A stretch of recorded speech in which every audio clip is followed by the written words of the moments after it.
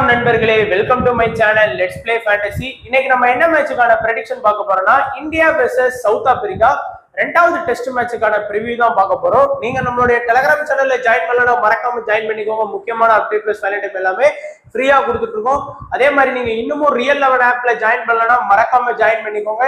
ஏற்கனவே சொன்ன மாதிரி கபடிக்கு வந்து பாத்தீங்க அப்படின்னா டெய்லி வந்து இந்த ஒப்பீனியன் அப்படிங்கிற ஆப்ஷன்ல வந்து நம்ம பிளே பண்ணிட்டு இருக்கோம். இன்னைக்கு யார் வின் பண்ணுவோம் அப்படிங்கிறது தொடர்ந்து பாத்தீங்கன்னா 4 மேட்சுமே நம்மளோட ப்ரெடிக்ஷன் வந்து நான் கொடுத்த 4 மேட்சுமே லாஸ்ட் 4 மேட்சுமே கரெக்டா வின் ஆயிருக்கு. ஸோ நீங்க தயவு செஞ்சு இது வரைக்கும் ரியல் லெவல் ஆப்ல ஜாயின் பண்ணனா ஜாயின் பண்ணி இந்த ஒரு ஃபியூச்சருக்காகவே நீங்க ஜாயின் பண்ணி பார்க்கலாம். ஸோ இப்போ வந்து பாத்தீங்கன்னா இன்னைக்கு மேட்சுக்கான பிச்சை பாத்தீங்க அப்படின்னா டோட்டலா இந்த பிச்சில் வந்து 60 டெஸ்ட் மேட்ச் ஆடி இருக்காங்க. அதுல 23 பேட்டிங் ஃபர்ஸ்டும் 25 பேட்டிங் செகண்ட் வின் பண்ணியிருக்காங்க. ஆவரேஜான first inning score 325, second inning score 292, third innings 234 and fourth innings 163. பெருசா டிஃபரன்ஸ் எதுவுமே இல்லை. ஸோ பேட்டிங் வந்து நல்ல சாதகமான ஒரு பிச் தான். ஹை ஸ்கோர் சவுத் ஆப்பிரிக்கா அடிச்சிருக்காங்க, லோ ஸ்கோர் இங்கிலாந்து வந்து ஸ்கோர் பண்ணியிருக்கிறாங்க. ஸோ இப்போ வந்து நம்ம டைரக்டா வந்து ப்ரெடிக்ஷன் பார்த்துடலாம். ஸோ நம்ம ஏற்கனவே சொன்ன மாதிரி டெஸ்ட் வந்து என்ன லீக் பிளே பண்ணா நீங்க ஈஸியா வின் பண்ணுவீங்க அப்படிங்கறத நம்ம ஆல்ரெடி வந்து உங்களுக்கு வந்து நான் மென்ஷன் பண்ணியிருந்தேன். அதே மாதிரி ஃபர்ஸ்ட் மேட்ச்ல கூட பாத்தீங்கன்னா நம்ம எல்கரை பிக் பண்ணியிருந்தோம், யான்சனை கேப்டன் வைஸ் கேப்டன் ஆப்ஷன்ல கொடுத்துருந்தோம். இந்தியாவோட பவுலிங் ஃபோக்கஸ் பண்ணுங்க, பேட்ஸ்மேனை கம்பேர் பண்றதை காட்டிலும் பவுலர்ஸ் வந்து டெஸ்ட்ல ஃபோக்கஸ் பண்ணுங்க அப்படின்னு சொல்லி எல்லா டிப்ஸுமே வந்து உங்களுக்கு ஓப்பனா சொல்லியிருந்தோம். ஸோ அதைப்படி நீங்க பிளே பண்ணியிருந்தீங்கன்னா நல்லா வின் பண்ணிடலாம். எங்க ஊர்ல நெட் இல்லாத காரணத்தினால ஃபர்ஸ்ட் மேட்ச் என்னால டீம் கொடுக்க முடியல. இந்த மேட்ச் கண்டிப்பா டீம்ஸ் கொடுத்துரும். ஸோ இந்தியாவை பொறுத்த வரைக்கும் மேபி வந்து பாத்தீங்கன்னா ஜடேஜா உள்ள வர்றதுக்கான வாய்ப்பு இருக்கும். அதே மாதிரி முகேஷ் குமார் இல்லைன்னா ஆவேஷ் கான் 2 பேர் யாராச்சும் உள்ள வர்றதுக்கான வாய்ப்பு இருக்கும்ன்றிருக்காங்க.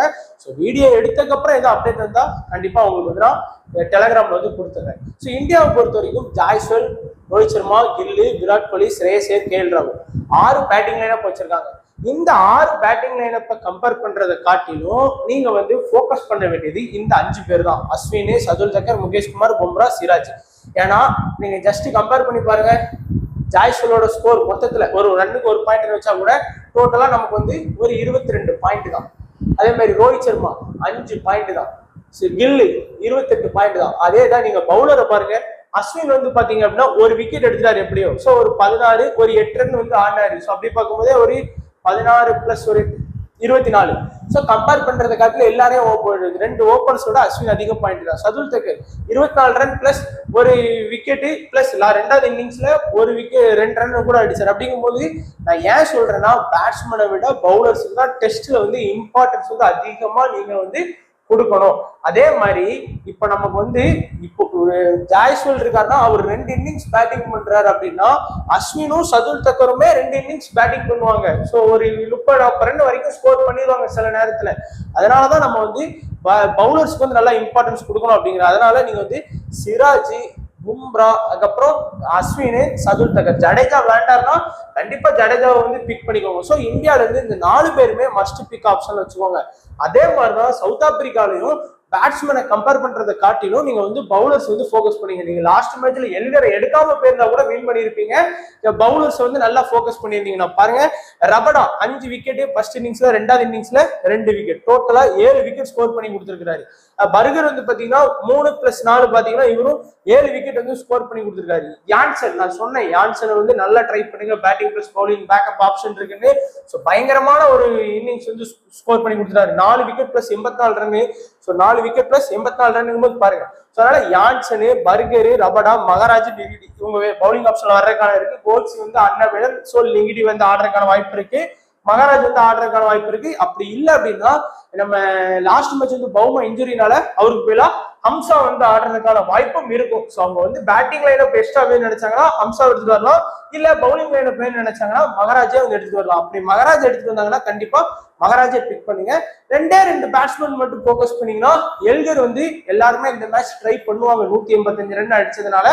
என்ன பொறுத்த வரைக்கும் நீங்க எல்கரை பிக் பண்ணிக்கோங்க. லாஸ்ட் டெஸ்ட் மேட்ச் ஆடுறாரு. அதுக்கப்புறம் வந்து பாத்தீங்கன்னா மார்க்ரம் 5 ரன் மட்டும் தான் ஸ்கோர் பண்ணாரு.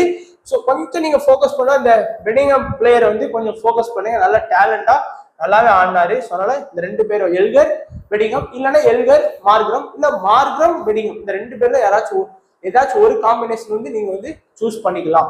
கேப்டன் வைஸ் கேப்டன் எப்படி சூஸ் பண்ணணும், அதுவும் பாத்தீங்கன்னா ஆல்ரவுண்டரா பார்த்தா சூஸ் பண்ணணும். இந்த மாதிரி யான்சன் வந்து பெஸ்ட் கேப்டன் வைஸ் கேப்டனா இருப்பாரு. ஸோ நீங்க அடுத்த பேஜ்ல பாத்தீங்கன்னா உங்களுக்கு தெரியும், அதெல்லாம் மென்ஷன் பண்ணிருப்பேன். யான்சன் பெஸ்ட் கேப்டனா இருப்பாரு. அஸ்வினுக்கு வந்து பாத்தீங்கன்னா ஸ்பின்னுக்கு சப்போர்ட் பண்ணிச்சுன்னா விக்கெட் எடுப்பாரு, இல்லைன்னா கஷ்டம் தான். அதனால நீங்க யான்சன் ரபடா இல்லைன்னா யான்சன் பும்ரா சிராஜ் இந்த மாதிரி பவுலர்ஸ்ல வந்து கேப்டன் வைஸ் கேப்டன் கொடுங்க. பேட்ஸ்மேன்ட்ட கேப்டன் வைஸ் கேப்டன் கொடுக்கறதுக்கு கொஞ்சம் யோசிச்சுக்கோங்க. கேஎல் ராகுல், Virat Kohli, Ashwin, Shardul Thakur, Siraj, Bumrah, Rabada, Burger, Jansen, Elgar, Markram. So நம்ம இந்த இந்த காம்பினேஷன் சூஸ் பண்ணியிருக்கோம் சேஃபா. உங்களுக்கு வேணும்னா ரிஸ்கா வந்து இந்த இடத்துல எந்த காம்பினேஷனாலும் நம்ம சொன்ன மாதிரி பெடிகம்மை சூஸ் பண்ணிக்கலாம், அது உங்களுடைய விருப்பம். அதே மாதிரி கேப்டன் வைஸ் கேப்டன்ல யான்சன், அஸ்வின், ரபடா. இங்க பாத்தீங்கன்னா ரிஸ்கான ஆப்ஷன்ல மார்க்ரம், சதுல் தக்கர், பும்ரா இந்த ஆப்ஷனை கூட நீங்க ட்ரை பண்ணலாம். பட் மோஸ்டா என்ன பொறுத்த வரைக்கும் யான்சனை வந்து கண்டிப்பா கேப்டனா ட்ரை பண்ணுங்க. வைஸ் கேப்டனா பாத்தீங்க அப்படின்னா நம்ம வந்து பும்ராவை கூட ட்ரை பண்ணிக்கலாம். ஏன்னா இந்தியாவோட மெயின் பவுலிங் ஆப்ஷன்ல இருக்காரு. 30 ஓவர் பவுலிங் பண்ணாரு ஃபர்ஸ்ட் இன்னிங்ஸ்ல, 29 ஓவர் பவுலிங் பண்ணாரு. அதனால நம்ம வந்து பும்ராவை கூட ட்ரை பண்ணி பார்க்கலாம். ஒருவேளை பிச் ரிப்போர்ட்ல வந்து ஸ்பின்னுக்கு சப்போர்ட் பண்ணும் அப்படின்னாங்கன்னா நம்ம ஈஸியா வந்து அஸ்வினை ட்ரை பண்ணலாம். இல்ல அஸ்வினுக்கு மேல ஜடேஜாவை கூட மேட்ச்ல எடுத்தாங்கன்னா ஜடேஜாவை ட்ரை பண்ணிக்கலாம். ஏன்னா ஜடேஜாவுக்கு வந்து பேட்டிங் பேக்கப் வந்து கண்டிப்பா இருக்கும். ஸோ இதான் நம்மளுடைய prediction for India versus South Africa second test மேட்சுக்கான ப்ரிவியூ நோட்டா.